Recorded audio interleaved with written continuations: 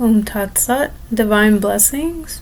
Welcome to part 2 of the 4 Gatekeepers at the Palace of Liberation, which will be covering the topic of Vichar, Spiritual Inquiry.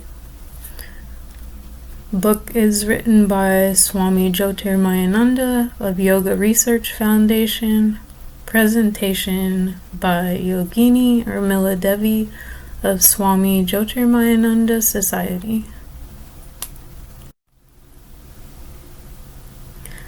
Pause and ask yourself, who am I? Don't squander away your power of thought. Use it for self-inquiry and self-discovery. Ramana Maharshi. Vichar, Spiritual Inquiry. Vichar literally means inquiry. It refers to spiritual reflection, specifically inquiry on the question, who am I?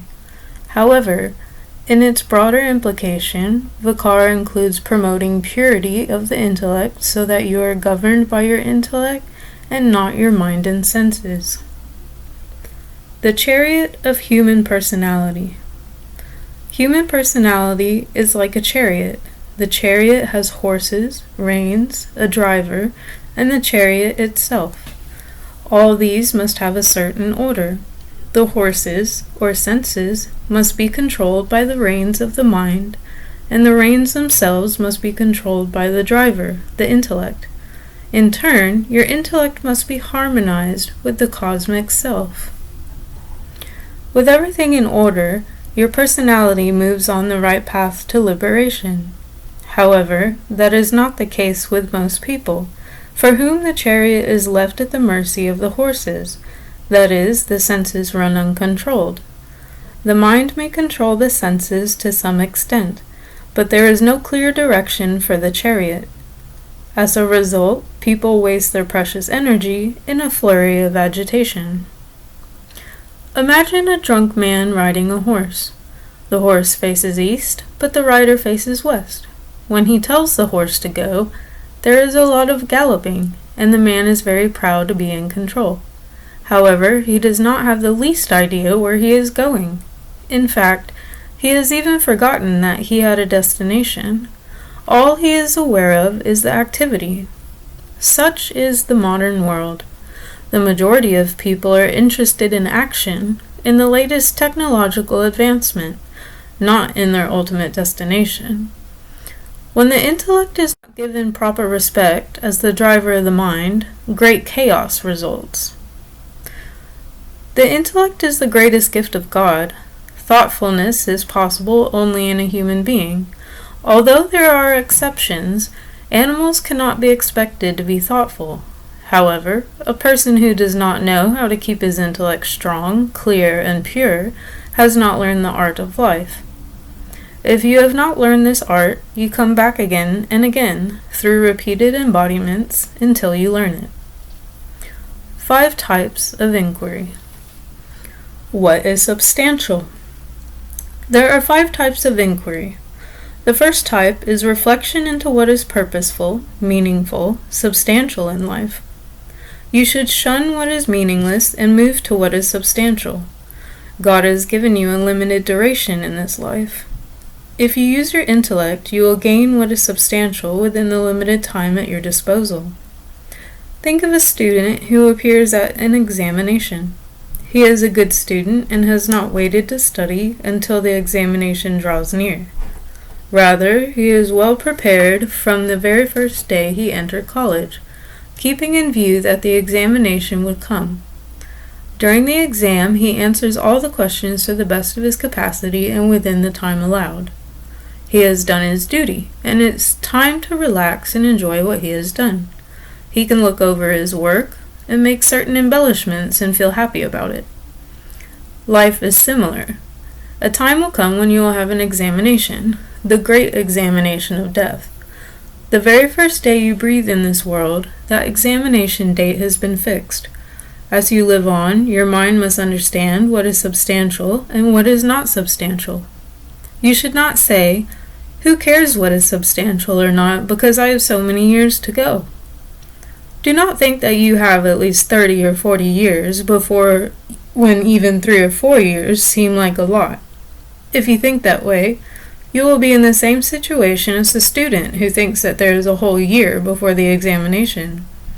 He thinks that way until 1 month before and suddenly becomes paralyzed because there is so much to do within a short time.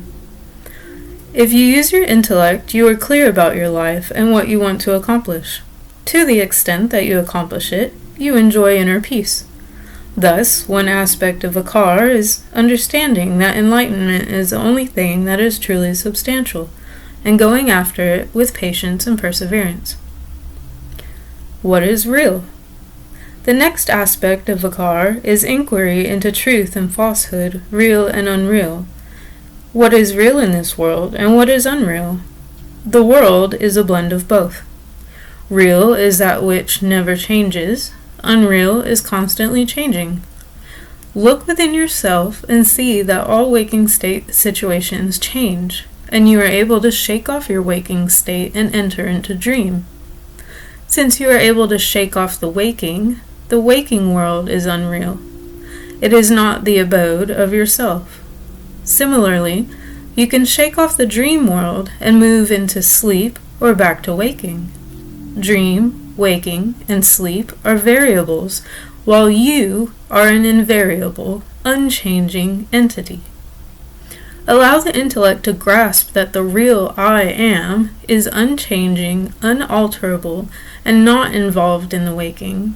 If it were, you wouldn't exist when the waking world subsided into dream, but you do.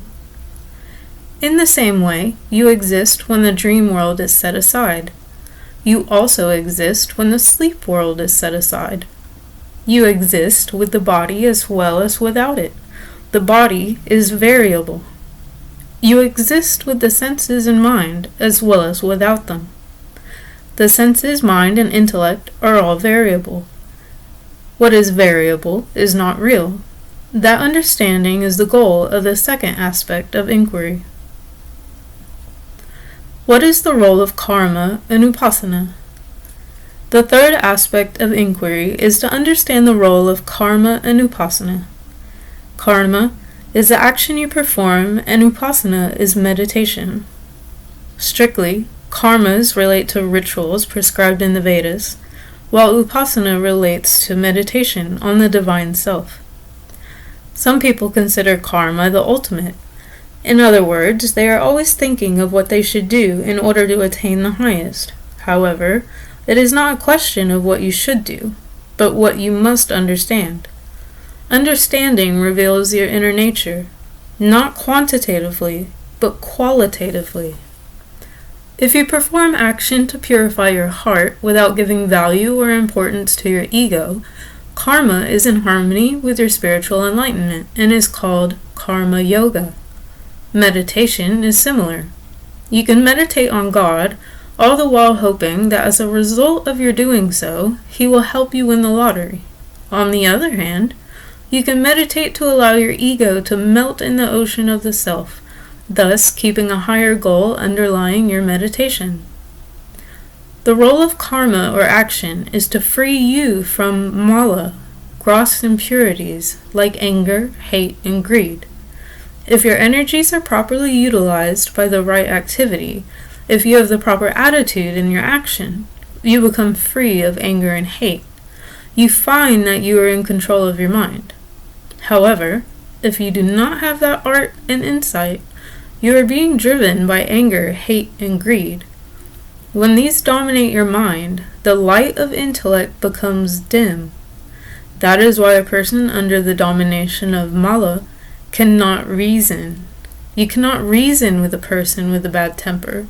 You cannot say, let's sit down and talk about it. A great amount of time is wasted when you are dominated by mala. When your mind is involved in excessive hatred, uncontrolled temper, and abnormal fear and insecurities, your God-given faculty, the intellect, becomes paralyzed to guide you. When you are able to control mala through good karmas, done in the right way, your personality comes within the guidance of your intellect. Another obstacle to overcome in spiritual movement is vikshepa, or distraction of the mind. The scriptures have designed upasana, meditation, to overcome vikshepa. The goal of meditation is to still the mind so you can attain enlightenment. There is a great deal of confusion about meditation. The purpose of meditation is not to gain psychic powers, fly, or become invisible so you can spy on your friends. The ultimate goal of meditation is to free the intellect of obstacles.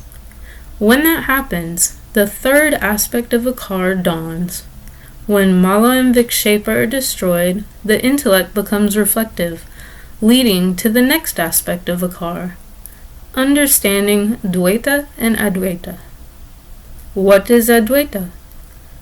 Dvaita means duality, you and the world, you and God. Duality involves multiplicity. Advaita literally means non-duality. It implies bringing your intellect to understand that Brahman alone is. I am Brahman. In day-to-day life, your concept of yourself is governed by limited perceptions.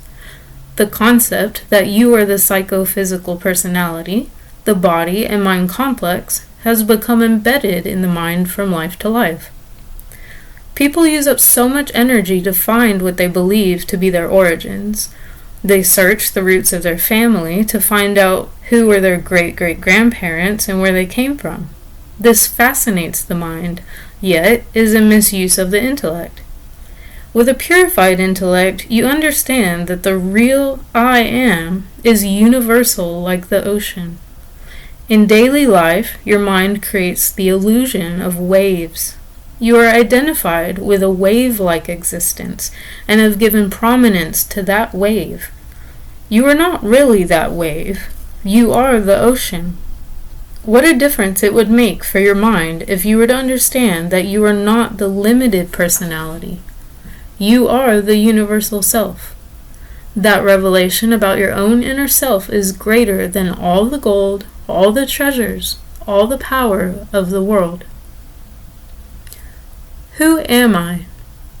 The final stage of Vichar is inquiry into who am I.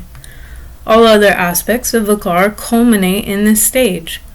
The scriptures give you guidance into leading your intellect onwards to the highest purification. By the practice of Vichar, the intellect develops a subtle quality, enabling the soul to discover I am Brahman. Buddhi versus academic intellect. Purified reason is not intellectualism. An intellectual may lack intuition, sympathy, and compassion. An academic intellectual may solve great problems of mathematics or science, but be unable to handle the deeper realities of life. Academic intellect will not help you when facing adversities. It cannot show you how to be balanced. That intellect will help you measure the distance between the sun and Mars, but not recognize the unity of self. The intellect that results from personality integration and helps you to continue to become more perfectly integrated is the intellect with which you practice Vichar. A humorous story is told about a great chemist who was so absorbed in analyzing things in his laboratory that he forgot about his food and his responsibilities at home. His wife tried to shake him from that state. She would talk to him, and when he would not attend to her, she started weeping. He looked at her eyes filled with tears and said that he didn't understand why they were there. He then started to collect her tears to perform a chemical analysis of them. That is what happens when there is just intellect and no feeling. With that intellect, you cannot understand Vedanta. You may become an intellectual philosopher, able to pass examinations on Vedanta philosophy, but not experience anything of a substantial nature. The intellect referred to in the Vedantic practice of Vichar is buddhi, a faculty which not only allows you to grasp academic material, but it also enables you to understand and dispel the subtle defects in your own personality. It allows you to understand yourself and others profoundly. People who are not highly educated can possess more buddhi than scholars or academic professors. Though you may be a great scholar, if your intellect does not show you how to control the mind, you still have a dull intellect. If the intellect helps you make changes within, then you have a spiritual intellect. That intellect allows you to reflect upon, who am I? God guides you through your own intellect. When you encounter difficult situations in life, Vichar helps you remain unaffected. In baffling situations, you will be able to receive inner guidance. If you become hysterical or agitated, you will not find the way. When you pray to God during adversity, one quick response from God is that your mind relaxes and your intellect begins to guide you. God guides you through your own intellect. Some people become confused. They prayed a lot because of sickness, yet they did not feel better. Then they went to see a doctor who gave them medicine, and they were cured. They then say that the prayer did not help them, the doctor did. They do not realize that they went to the doctor because of an inspiration from the prayer. Prayers are answered miraculously, but we may not recognize them in this world full of unacknowledged miracles. If you are praying for wealth, God will not open your roof and suddenly dump the treasure down. In some unique cases, He has done so, but do not expect that. Your higher intellect has an answer in every situation. Even in practical life, through use of your intellect and prayer, you can defeat inimical forces. The story of the wise rabbit. A parable is told that once in a forest a lion became a very cruel, tyrannical king. Whenever he was hungry, he would pounce on animals and kill them, destroying more than he could eat. The animals got together, came to an agreement, and presented their appeal to the lion. "O great king," they said, "every day we ourselves will present you with an animal for each of your meals. Thus you will not have to exert yourself to find food, and we will be happier because you will not kill more of us than you need. In this way there will be greater harmony in the forest." The lion thought it was wonderful that he would not have to get his own meals, and so he agreed. Day by day, different types of animals came, and the lion continued to enjoy his life, until it was the rabbit's turn. The rabbit thought his life was too dear to be lost, so he used his intellect to come up with a plan to save himself from the lion. On the day he was to be eaten, the rabbit arrived very late. The lion was doubly frustrated, because first there was a delay, and second, his meal was to be such a small animal. The lion shouted, "How dare you come so late?"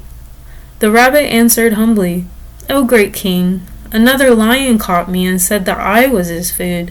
It took me a long time to convince him that my first duty was to you. As it was, I had to leave my twin with that other lion." When the lion heard about a second lion in his territory, he became very angry. "How dare another lion come into my forest?" he roared. Then he demanded to know where the other lion was. The little rabbit guided the lion to the edge of a well. The lion complained that he did not see any other lion in the area. The rabbit said that the other lion must have been terrified of the king and hidden himself in the well. The lion then looked into the well, and in it saw his own face reflected, along with the face of the rabbit. Thinking he was seeing his rival and the rabbit's twin, the lion was so agitated that he finally jumped into the well to show his rival who was boss. Needless to say, the wise little rabbit lived happily ever after, as did the other animals in the forest community. The moral of the story is that although the rabbit was small and the lion so ferocious, the intellect surpasses all. The rabbit used his intellect and was able to free himself from the great calamity. He not only saved himself, but he restored peace and harmony in the forest. Similarly, by properly purifying the intellect through Vichar and allowing the intellect to regain its strength, you can defeat ignorance, which, like a lion, has rendered everyone like a rabbit. There is no remedy greater than Vichar for all the torments of the world process. Free intellect from the domination of ego. In the majority of people, the intellect is left unexercised and unused. God has given the best gift to every human being, a lamp much more powerful than Aladdin's lamp. All too often, though, it lies in a corner gathering dust, encrusted by dullness, delusion, anger, and hate. As long as the ego dominates one's personality, the intellect is not properly used. All too often it whirls furiously only to serve the ego's demand to eradicate anything and anyone who appears to cause the ego trouble. Intellect remains the servant of ahamta and mamata, me and mine. A philosophical life begins when you free the intellect from ego's domination. When you begin to enjoy possessing a serene intellect untainted by the ego's anxieties, it is like having a head without headache. Everyone's intellect is tinged with ego, creating a chronic low-level headache. Such an intellect wants only to apply balm and sit in the darkness. At any prosperity or success, the first thing a person does is invite guests and have a drunken party. In adversity, the intellect becomes similarly obscured. In this way, the ego insists on keeping the intellect in darkness. When the ego's domination diminishes, however, the intellect begins to reflect on who am I, and guides you towards your essential nature. The egoistic I am versus the real I am. You can be aware of your legal identity, your name, your nationality, and the time of your birth, but this identity is based on lack of Vichar. However, as your intellect becomes purified, you become deeply interested in discovering who am I, and experiencing I am Brahman. I am the all-pervasive reality. The I am in your daily life is like a wave. The real I am is like the ocean. When you lack purity of intellect, your mind builds up the erroneous notion of the little I am, and the ego is fostered in you. As long as you cling to the little ego, life is miserable and you are always agitated. However, when the intellect shines with the light of truth, your attention shifts from the little ego to the absolute, and this works miracles in your personality. This transformation does not happen all at once, but gradually. If you are insecure, you become secure. If you are weak, you become strong. All other weaknesses also gradually vanish. All the troubles and turmoil of life arise because the mind clings to the little ego. The mind is never at rest as it strives to protect that ego. There is an instinctive urge to help the ego, to protect, sustain, and make it eternal. Of course, all these efforts are in vain. Think for a moment about the sun in the sky and the reflection of the same sun in a little jar of water. The reflected sun is not the abiding reality, even though it shines like the real sun. It is changing, trembling, and shifting according to the nature of the water. Similarly, Brahman is the divine self that shines like the sun. The ego is the reflected self, a reflection of the divine within the conditioned waters of your mind. That ego is erroneously considered to be the I in day-to-day life. The mind tries to protect and sustain it. As a result, desires build for wonderful property, lots of money in the bank, and the admiration of those around you.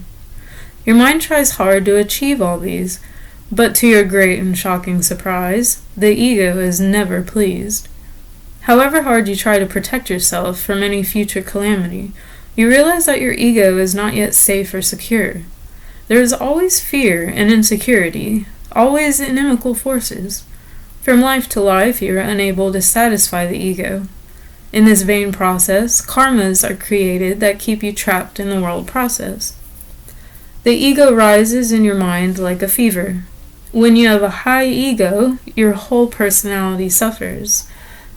If you are creative or artistic, Every talent within you diminishes. When the ego relaxes, you become inspired. When you are truly successful, you do not assert your ego. You become shy. When you are not successful, you look to others for recognition. When they do not recognize you, you build up anger, hate, and animosity. Just a little reflection allows a person to understand that the ego is not their real self. Yet the vast majority of people spend 99% of their life involved with that little ego. From morning to night in our modern culture, you hear arguments and bitterness towards others. However, when you go to sleep, the little ego fades away. The unchanging I am is the same when you sleep as when you are awake.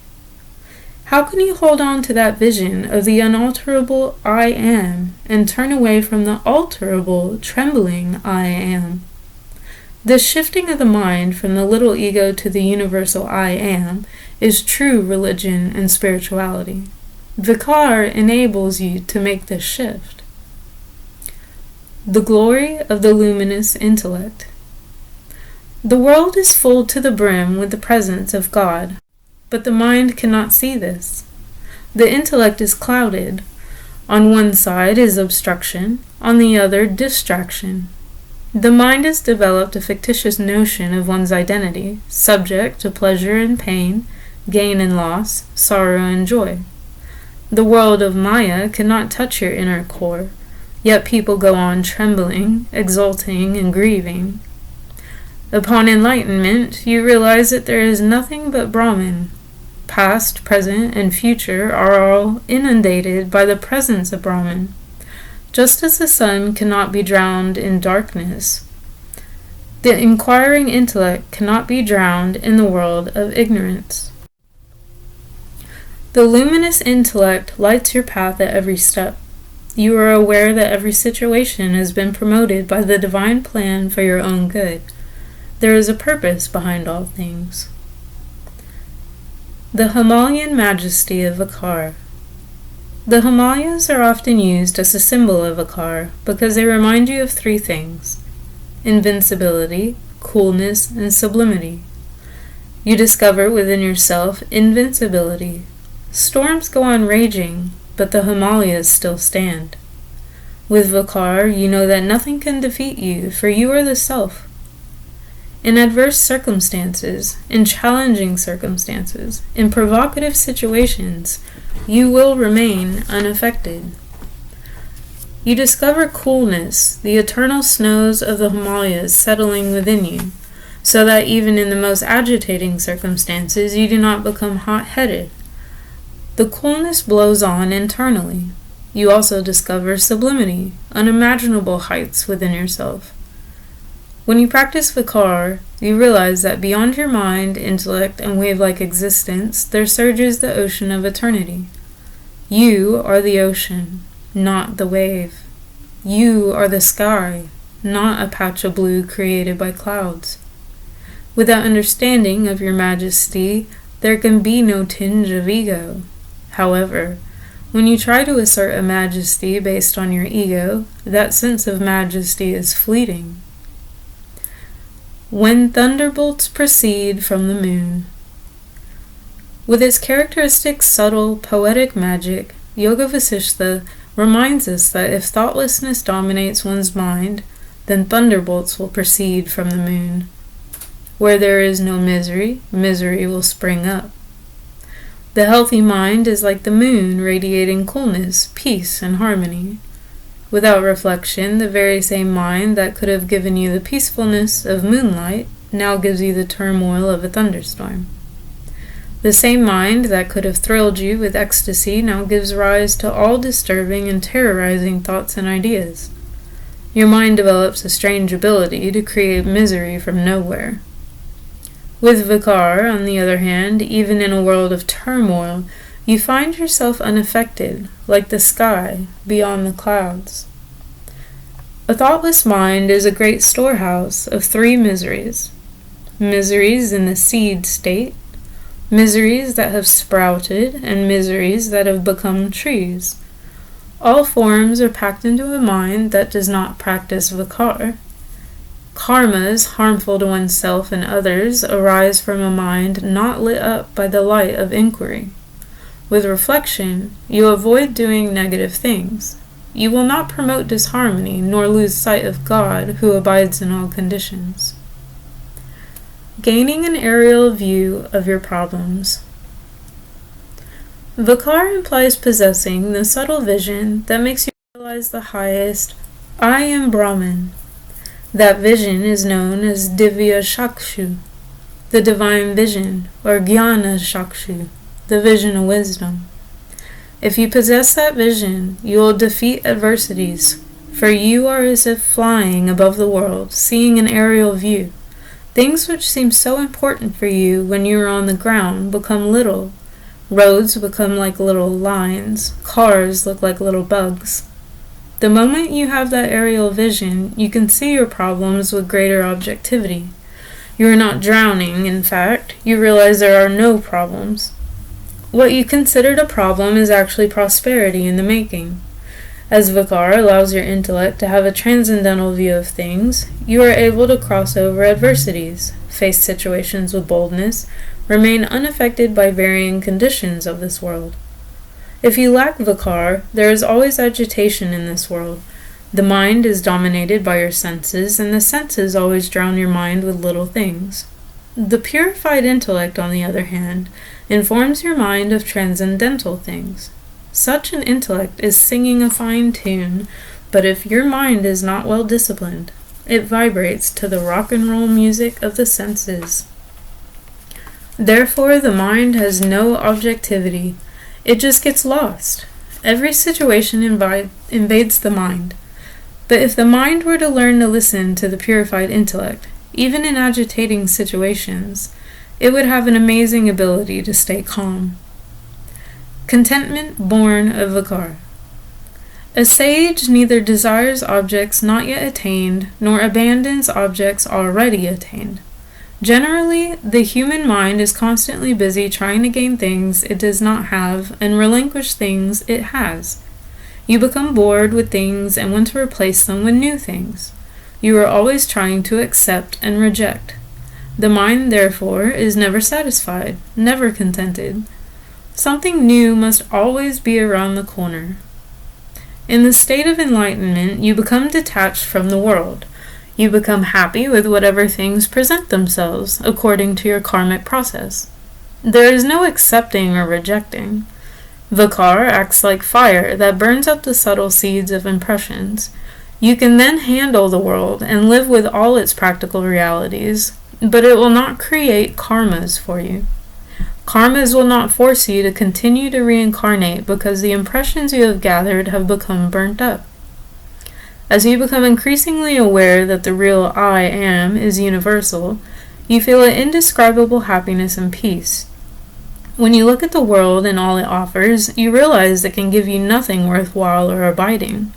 Therefore, you are not drawn by the world. The world never surpasses what you already have within yourself, so you remain detached in all conditions. You are neither interested in keeping yourself actively involved, nor in keeping yourself inactive.